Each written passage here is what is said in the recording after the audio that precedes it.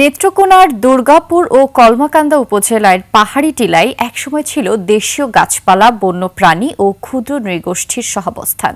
কিন্তু এখন সবুজ বন উজাড় হয়ে জায়গা দখল করেছে ইউক্যালিপটাস ও আকাশমণি গাছ। পরিবেশবিদরা বলছেন, এতে মারাত্মক হুমকির মুখে পড়েছে প্রকৃতির ভারসাম্য।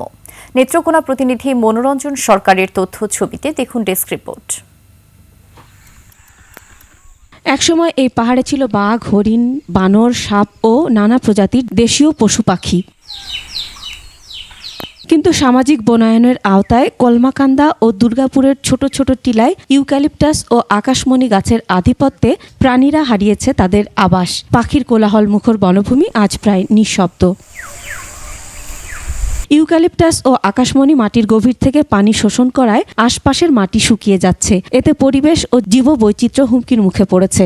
প্রকৃতির যে ভারসাম্য আছে সেটা নষ্ট হয়ে গেছে। তো ফলন তো আমরা বেচা খাইতাম, এখন তো এই জিনিসগুলো নাই। প্রাকৃতিক বন তৈরি করলে আবার আমরা সেই আগের পরিবেশ ফিরে পাবো। মাঠের অলরাউন্ডার আমি, আর ঘরের অলরাউন্ডার টাইলক্স।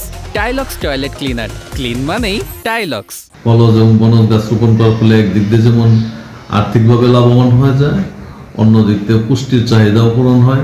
পরিবেশবিদরা বলছেন, দ্রুত পরিকল্পিত ব্যবস্থা গ্রহণ করতে না পারলে নেত্রকোনার সবুজ পাহাড় ধূসর মরুভূমিতে পরিণত হবে। পাহাড়ি এলাকা থেকে শত শত পশু পাখি সীমান্তের দিকে চলে যাচ্ছে বা অন্য পার্শ্ববর্তী রাষ্ট্রে চলে যাচ্ছে।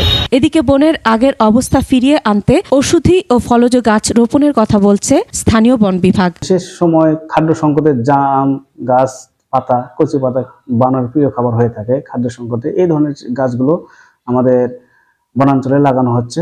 এছাড়া ইউক্যালিপটাস ও আকাশমণি রোপণ বন্ধে ব্যবস্থা এবং দেশীয় বৃক্ষরোপণে জনগণকে উৎসাহিত করার কথা জানান জেলা প্রশাসক। টিলার প্রকৃতি বুঝে বনজ গাছ রোপণের আমরা ব্যবস্থা গ্রহণ করতে পারি। আমরা এটা বন বিভাগের সাথে কথা বলে আমরা দেখব যেটাকে আসলে কোন পর্যায়ে কোন বন সৃজন করা যেতে পারে।